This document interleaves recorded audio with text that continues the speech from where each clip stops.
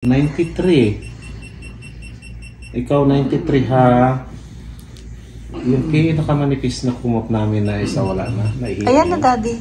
Naihian. Ha? Naihian. Oo, naihian na niya. Kasi tumatayo. Ito na, Daddy. Tama-tama lang to. Yan. Dito gusto niya kasi si Daddy niya eh. Sa braso namin kasi 89. Oh, kala niyo ha? Ang dalaga namin, baby damulag. Kasi maarte po kami. Hamo. Oh, baby damulag namin. Oh, yan ang gusto 91. niya. Gusto niya si Daddy magyakap-yakap sa kanya. 93. Oh, 92. Daddy's girl kami. 94. Oh, yun, nawala. Demanding siya pagdating kay Daddy. 94. Oh. 96. Oh, biruin nyo. 96 yan na. 97, 98. Oh, biruin nyo yan. Kaala nyo ha? Yung labahin natin ang dami yan eh. Labahin namin doon na yun oh. Mami, hindi naman ayan itong ano namin. Sa ilong namin. Bakit po? Natanggal. Naka-oxygen po kami. Kasi kami po ay maarte. Kumama, tanggal talaga. Kasi ayan oh. Ah, very good. 97 na. Yan ang gusto namin. Magyakap-yakap. Ganyan ang style namin ngayon. Oh. Natatanggal talaga yung ilong niya, Daddy, oh. Pag nagbibip yan, below 93 na ang kanya oxygen. So, naka-ready kami. Mag-ready kami. Kasi ang kanya oxygen ay maarte. Nag-aarte ang kanyang oxygen. Hindi maganda. Bumababa. Ipit sa tenga niya eh. Hindi pa rin maipit? Hindi. Kaya mo... Iba yung pagkakalagay mo eh. Hindi mo nakikita eh. Okay lang. Ganyan na mga lang. Mayayamot siya kakaano. Kasi yung tenga niya nakatupi. Parang yan mahuhold. Ganun mo yung tenga niya. Rosy chicks kami. Kaala niyo ha? Kasi wala naman siyang lagnat eh. Talagang rosy lang yung aming face. So, ganyan na lang kayo ni Daddy. Kailan Daddy papawisan yung ano mo? Wala. Yung braso mo. So, malagyan ko ng ano? Lampin niya. Kailangan ko. Umaya. Kailangan ko. Kailangan ko ha? Ano siya? Daddy, Nani, Daddy, Nani. Daddy, Nani. Slash. Kunin mo pala yung ano, pipirmahan doon sa sasakyan. Oo, mamaya na. Paalala Kailangan natin ipasa. Kailangan mong ipasa yun eh. Tapos yung pinasa niyang form dyan, isa pa, pipirmahan natin dalawa rin yun. Kasi tapos ang mga... anong kagad isa. Dami siyang mga utos sa akin si boss. Maraming pinapasikaso si boss. Yes, boss. Talaga si boss eh. Kala niyo ha? Right away, boss. Ganito ang gusto namin eh. Mga inaasikaso mga friend. Kaya kami ay walang video. Walang for today's video kasi si ate ay lately ay naglalambing. Tapos si daddy namin ay busy sa mga eklabo. Dami kami inaayos-ayos. Ay, nako. Mag-stocks tayong dalawa. Tapos si Daddy, ayan o. Pag napaupo siya, monitor niya yung kanyang mga tradings. Iba ba Daddy tradings sa mga bitcoins niya? Yan ang kanyang ano, sideline. Pagkari ng trabaho, may pa-sideline. Tapos pagdating ng bahay, maglalambing pa si Ate Miles. Siya pa si Daddy pa mag-aalaga, o di ba? Ano? Pagdating ni Daddy galing ng work, maglalambing pa si Ate. Gusto niya si Daddy pa. Si Daddy pa magbubuhat. Oh. Very good ang kanyang oxygen, oh. Wala kami tunog-tunog. For the buhat kami ni Daddy, yan ang gusto niya, oh. Di si Daddy na ng for the win. Kala niyo ha? All around Daddy. All around daddy siya eh. Daddy the provider, daddy the nanny, daddy the driver. All around daddy. Our daddy is all around. Oh, diba? Gusto niya si daddy eh. Oh. Sila. Kayo ha? Huwag nga kayo dyan pa mga. Ano siya, take over siya kay Ate Bal. Shift niya. Wala siyang magawa pag si Ate Bal sa may gusto, di ba ate? You're the madam boss. The lady boss. Tapos, si daddy habang nag-aalaga, may pa-sideline ng kanyang stocks. Panalo ka na ba sa stocks mo, ha? Green ako. Oh. Kala mo nanonood ng movie. Kala mo nagne-Netflix sa cellphone niya. Charan!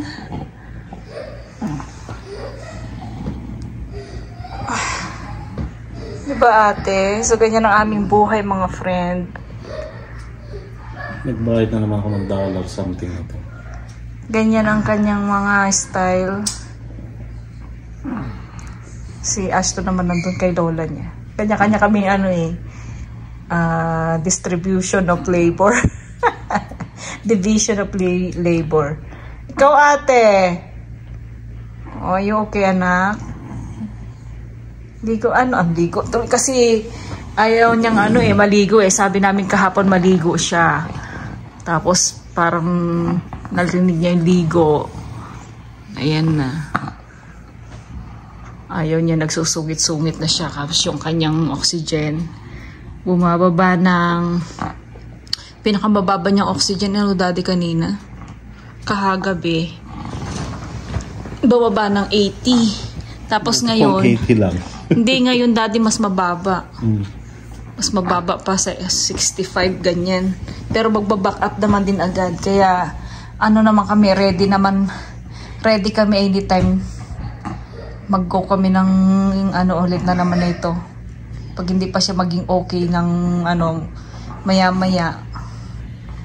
Kasi wala naman siyang lagnat, hindi naman siya nagsisisure.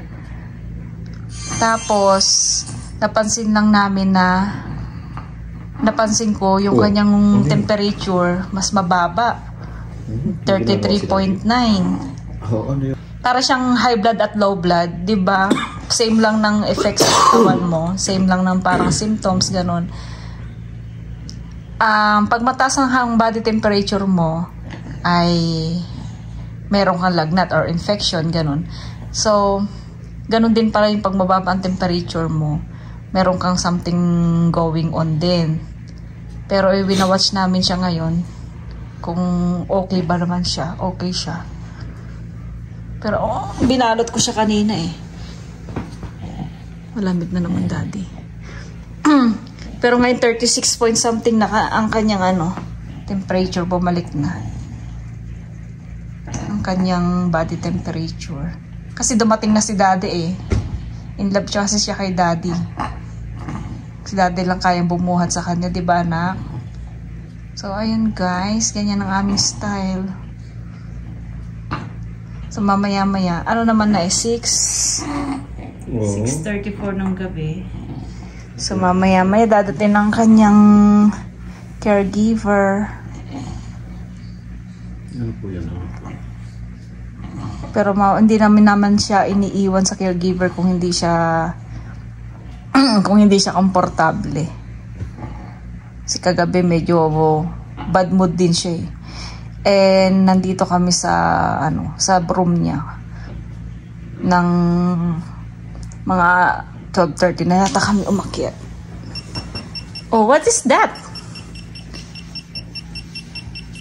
Ay, nakalaylay yung kamay ni daddy. 97. Mataas lang yung heart rate niya. Okay, you say hi sa mga tita. Alam mo naman busy. Solitaire na. Ha? Nagsasolitaire na, hindi. Tapos na yung kanya checking sa kanyang ano. Ano yun? Oops. Are you nag-chill siya, anak? Nag-chill ka, anak ko? Ano yun, anak ko? Ano yun? Namatay na. Nawala kasi hindi niya mabasa yun, mami, pag ganun. Ha? Ang tanggal sa finger niya eh. Ay sus. Kanina ang iyak niya, daddy. Tapos siya, alam mo yung parang naggaganon, nagpouting ng lips. 92, okay. Yung kanyang ano, yung RPM niya. Sasakyan. RPM ng sasakyan niya mataas. Niloloko ka rin, mami. Naglalaba tayo, anak. Oh, maghapon lang niya yung labahin namin. Oh, ang dami. Ano po? Ano po yun? Oh. May sinasabi. Usap kayo. Usap kayo ni daddy. Ano po yun? Sabihin ka, daddy, ano ba yun? Ano yun? Oops. Ay, nag-seizure. Is it seizure? Oo, nag-seizure siya. Yung seizure niya ganyan lang. Sandali lang. Hindi. Count mo yung seizure natin, anak. Sumbong natin sa doktor. Doktor, nag-seizure ako ng konti. Pero maliit. Ay, sus. Umiyak. Hindi. Mimik, siya. Masama siguro talaga pakiramdam niya. Umiiyak siya.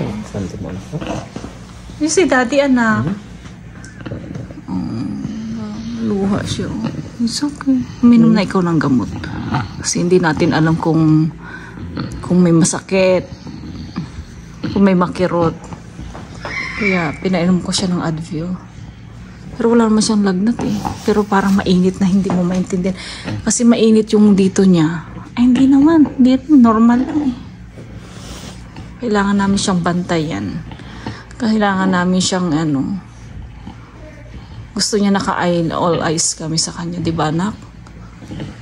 Mami and daddy. Nandito. Ay, sus. Pula ng lips niya. Ibig sabihin, warm kaya siya. Niloloko ko ni mami. Ha? Mataas ang RPM. Parang nabalaho. Kala nyo, ha? Pulse rate yun, mami. Kamo hindi RPM.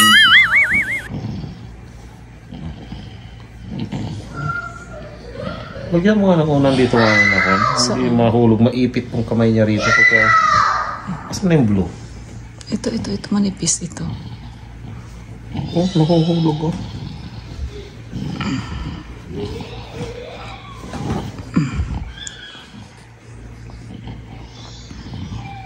Malamig eh. Yan. Lagyan natin malamig. Malamig yung Po. So, ayan guys, ganyan lang kami. Lalo pagka merong nararamdaman si Ate Miles, sa maagang uuwi si daddy namin. At to the rescue na at to the nanny na siya. Siya na ang mag-take over. Kasi tinamo pag kasi may video ng kayakap niya kalmado siya. May favoritism yan si ate. Sinong favorite man ako? Siyempre si mami and daddy, no?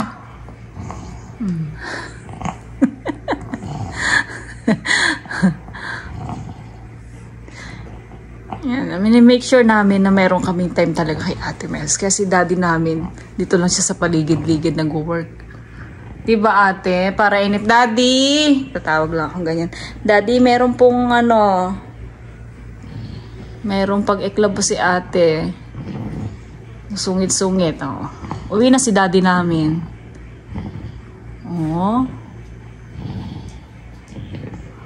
So yun guys. The reason we are busy for Ate Miles. Kaya hindi kami nagbi-video. Hindi kami nakapag today's video. Tingnan mo yung tsura ko guys ha. Jeran! Wala pang ligo.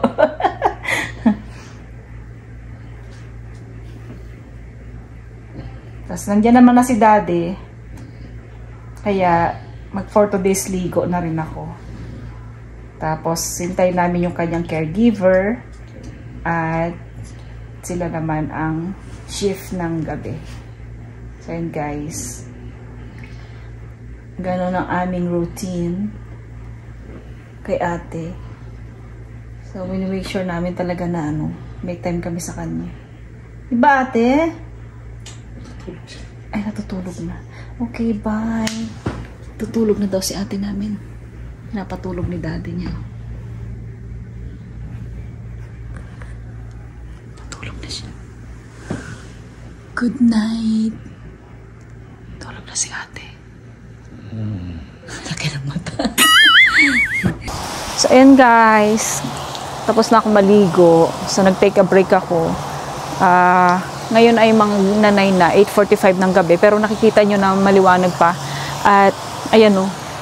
Wala namang araw kasi mausok ngayon eh. Wildfire season na naman na sinasabi nila. Marami na namang wildfire. Kaya, hindi pa rin kami makagala talaga. Yung binili namin sasakyan, ang purpose namin ngayong summer, makagala sana kami. Pero hindi kami makagala kasi ang priority nga namin talaga yung safe ang lahat, lalo si Miles kasi may breathing problem si Miles eh. Oxygen, ganyan, paano pag nilabas pa namin. So dito lang kami sa bahay, okay naman kami dito. Mas priority pa rin natin yung mga sarili natin ng health. Kaya, ayun guys, kahit na patawa-tawa ako sa video, nakikita nyo ang lakas kong tumawa, ganyan, tinatawa-tawa ko yung binibiro-biro ko si Miles, pero syempre, alam nga naman magmukmuk ako kasi may sakit nga si Miles. Every week meron siyang mga bad moods si Ate Miles. Kaya, kung idadaan ko yun sa mga dadamdamin ko siya, kumbaga ko siya yung talagang siseryosohin ko ang buhay. Mahirap mga friend. Kaya kami medyo nagtutulugan talaga kami. Ang namin, ang focus namin yung maging positive kami sa buhay. Iniisip namin kung ano man ang problema, di ba? Hindi namin tinitingnan kung anong problema namin, kung ano yung meron kami pinagdadaanan. Ang iniisip namin ay ang pinofocus namin kung ano yung mga blessings na dumadating sa amin nung kami yung positive ang tinitingnan namin sa buhay. Nagpo-focus kami doon kung ano pa yung mga blessings, ganyan. Kasi ang problema nandiyan naman talaga yan eh. Nasa sayo kung paano mo dadalhin sa buhay eh. Anong problema, di ba? Kaya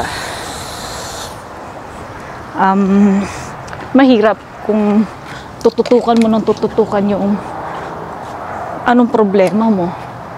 So, hindi ka makaka-move on. Kung nakikita nyo man ako na masaya, ganon, dapat lang, ayoko naman magmukmok. Tsaka, wala naman akong dapat ikalungkot kasi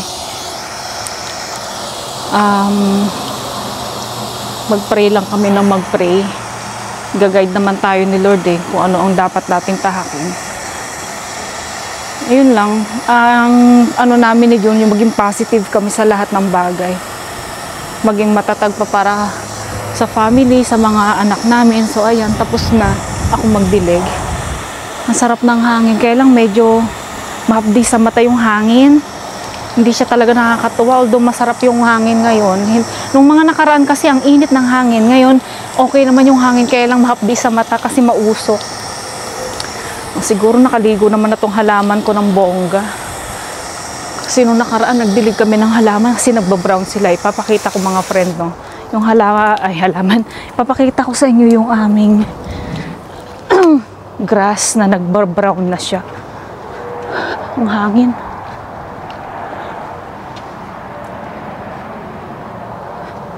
Hindi pa ako nag-blower ng hair.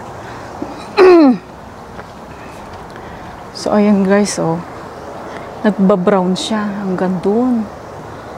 Kahit paliguan mo siya ng paliguan kasi talagang parang siya, nasusunog sa araw. Kahit yung mga kapitbahay, nakikita nyo na nagbabrown yung kanilang mga grass. So, ayun guys, no. Yun lang ang aking for today's video, na sana ay lagi tayong positive sa buhay, laban lang lagi. So ayun guys, magpe-prepare na rin kami para matulog. And thank you so much for always watching my videos. At dun sa mga lagi nagtatanong kay Miles, okay naman po siya. Tsaka lagi kami naka-ready anytime. Yung bag namin na pang emergency room, na magra-rush kami, lagi lang siyang naka-ready. Kaya walang problema. So thank you so much for watching. God bless everyone. Ingat lagi. Bye. Good night.